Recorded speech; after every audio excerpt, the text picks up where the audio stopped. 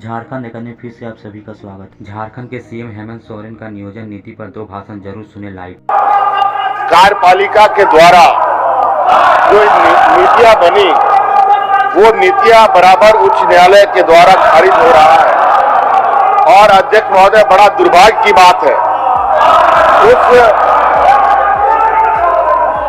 उच्च न्यायालय में जो कंप्लेनेंट है अध्यक्ष महोदय, उसमें एक आदिवासी युवक को आगे करता है और उसमें 20 लोग पिटिशनर होते हैं, जो 19 के 19 लोग यूपी बिहार के लोग हैं अध्यक्ष महोदय, दूसरे राज्यों के। बड़ा दुर्भाग्य अध्यक्ष महोदय कि झारखंड प्रदेश के नियोजन नीति का तकलीफ दूसरे राज्य के लोगों को, इस राज्य के लोगों को नहीं है। ये कहीं ना कहीं एक बहुत बड़ा षड्यंत्र है अध्यक्ष महोदय, और इसी के लिए राज्य में नियोजन नीति को और प्रोटेक्शन देने के लिए सरकार की ये मंशा है।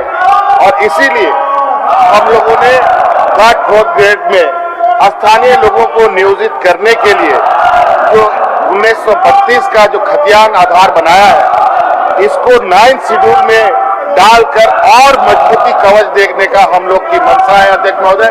और इसको लेकर हम आज पूरे सदन के साथियों से कहना चाहेंगे कि आज इस राज्य की भावना के साथ हम लोगों को आगे बढ़ना चाहिए। यहाँ के नौजवानों को कम से कम थर्ड फोर्थ ग्रेड में यहाँ के मूलवासी आदिवासियों को उसको जगह मिले, और इसको लेकर राजभवन में राज्यपाल महोदय से हम लोग आग्रह करें कि जो हम लोगों ने नियोजन नीति स्थानीय नीति बनाई है उसको अविलंब केंद्र सरकार को भेजे और केंद्र सरकार में मोहर लगवाने का उनका भी प्रयास हो और हमारा इस सदन की तरफ से प्रयास हो। इसके लिए कल हमने आग्रह किया था कि आज पूरा सदन और इनका भी सहमति था अध्यक्ष महोदय, लेकिन रात भर में क्या इनके बीच में खिचड़ी पका ही हम नहीं कह सकते अध्यक्ष महोदय।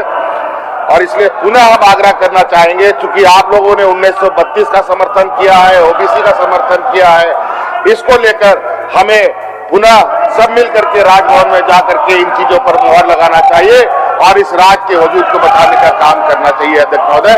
और मैं विपक्ष के साथियों से आग्रह करूंगा कि आज 3 बजे का समय, 3:30 बजे का समय हमें राज्यपाल महोदय ने दिया है, उस पर आप सभी साथियों का भी स्वागत है। आप लोग भी साथ चले तो और राज्य के नीतियों और यहाँ के नौजवानों के भविष्य। ये नियोजन नीति पहली बार रद्द हुई है ऐसी बात नहीं है। पूर्व में कई बार नियोजन नीति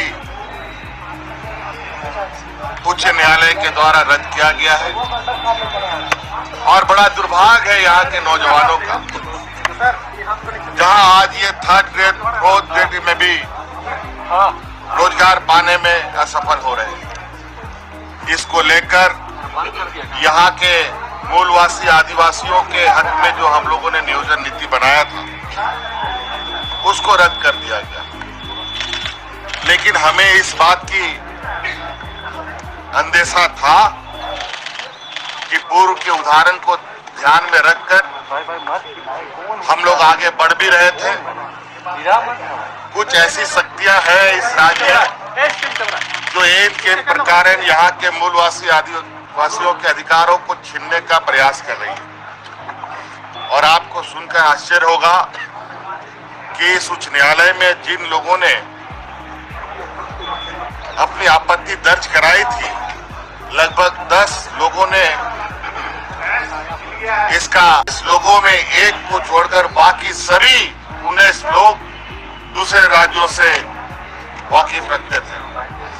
और बड़ा दुर्भाग्य की बात है, झारखंड का नियोजन नीति से दूसरे राज्य के नौजवानों के